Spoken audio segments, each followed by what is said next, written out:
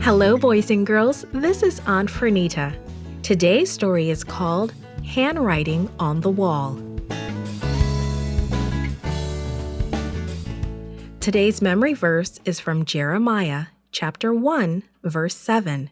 It says, "But the Lord said to me, 'Do not say, I am too young. You must go to everyone I send you to and say whatever I command you.'" The message is, I serve God when I help others understand His Word.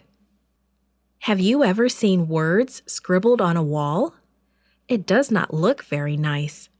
How would you feel if you saw writing appear on a wall, but could not see who was writing it or understand what was being written? That is just what happened at a king's party. There's going to be a party at the palace. Word spread rapidly through the city. Belshazzar, King Nebuchadnezzar's grandson, was the present-day king of Babylon.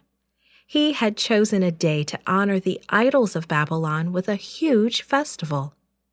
Everyone was ready for a party. For months, Cyrus's army had been winning battles against the Babylonian army.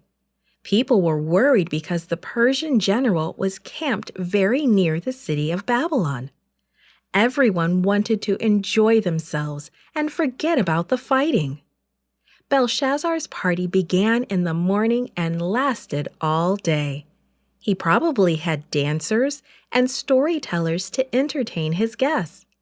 This party was supposed to honor the idols of Babylon, but most people were busy pleasing themselves with wine, food, and entertainment.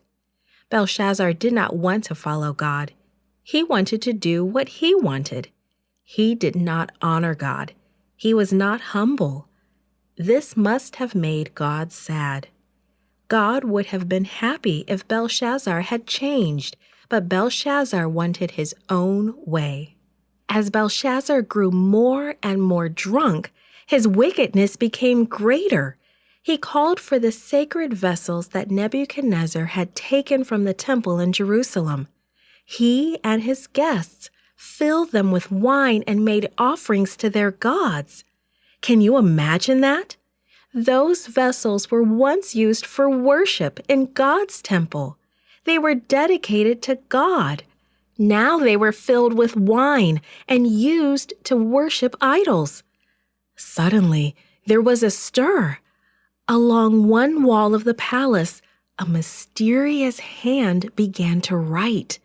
A hand that wasn't connected to a body. Belshazzar stared with horror. This frightened him. The Bible says his legs became weak and his knees were knocking. What did it mean? He had to find out. He called for his magicians and astrologers.